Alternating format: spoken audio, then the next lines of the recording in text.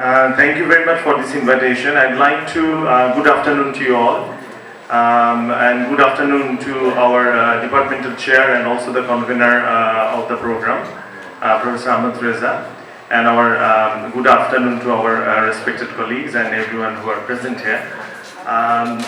Before I say something, I felt like saying in Kobi Guru's word that Amar Hulo Shuru Tomar Hulo Shara. You know that I have come back after a year-long sabbatical, and I have joined today to find that you are leaving the department, or you have already left. But this is kind of the final goodbye. So of course it saddens me that I will not be able to bump into you at the departmental corridor and exchange pleasantries and all the trials and tribulations of our academic life. You are students, we are teachers, but we are all in the same conundrum. But it also makes me happy at the same time that you have moved forward, because I've seen through, of course, Facebook updates that many of you have already got good jobs, other people are trying, so you are moving forward, you are turning a page round and moving forward in your life and your career. So of course, kudos to you.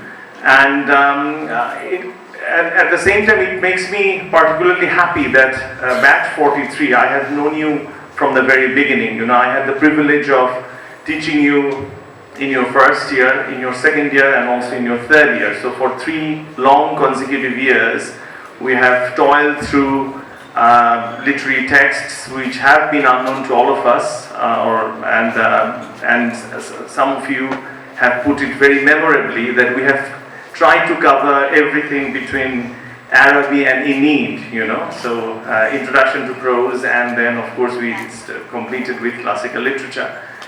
Now that you are moving forward, I do not have a bundle of advice for you, because as Professor Muniruzzaman has put it very succinctly, that life is full of trial and tribulation. You fall down and you get up, and that is kind of the lesson that you are learning along the way.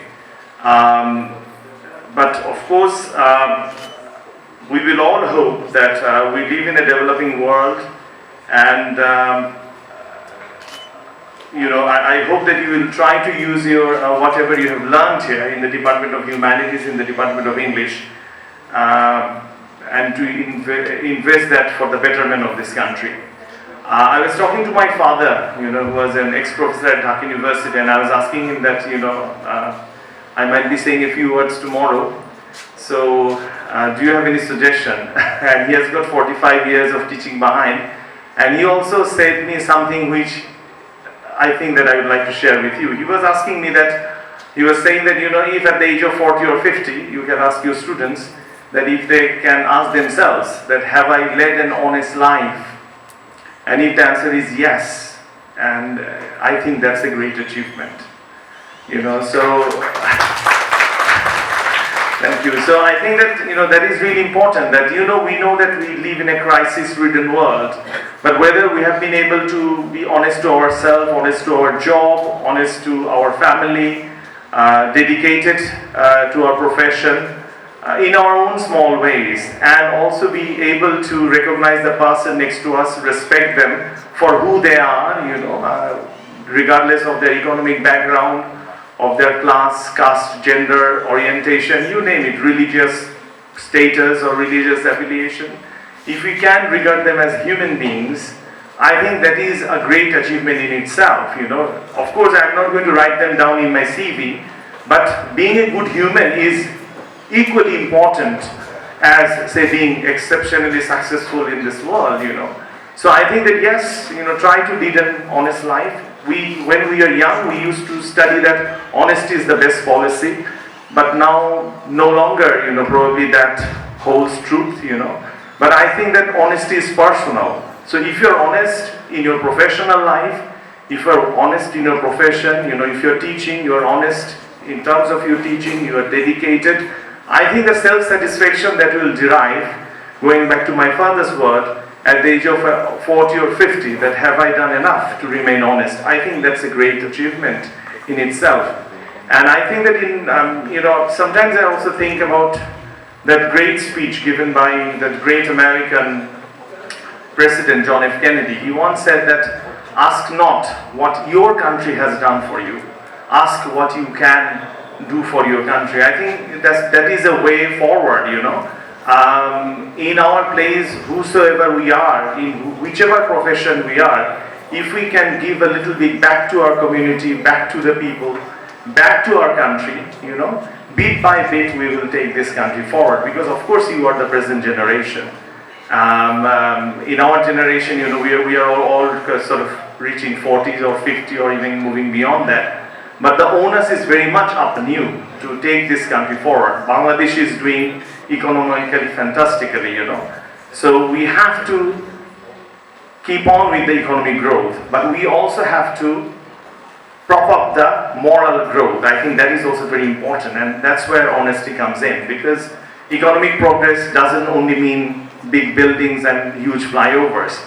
As human beings, we have to be moral, we have to be honest to ourselves and to the person next to us, because of course inside the buildings it is the human beings who live. So how we lead our life, what we do for our community and our society and as a country as a whole, as a person, what we do to the person next to us, I think that is also very important. As important, maybe more important than living in a nice little apartment of your own. But unfortunately it's a capitalist world, and we are all concerned with us, because you know that capitalism creates a kind of a difference between people, you know. We all want a nice apartment, nice house, nice car, you know. So let's think outside the box. Let's not be so self-centric.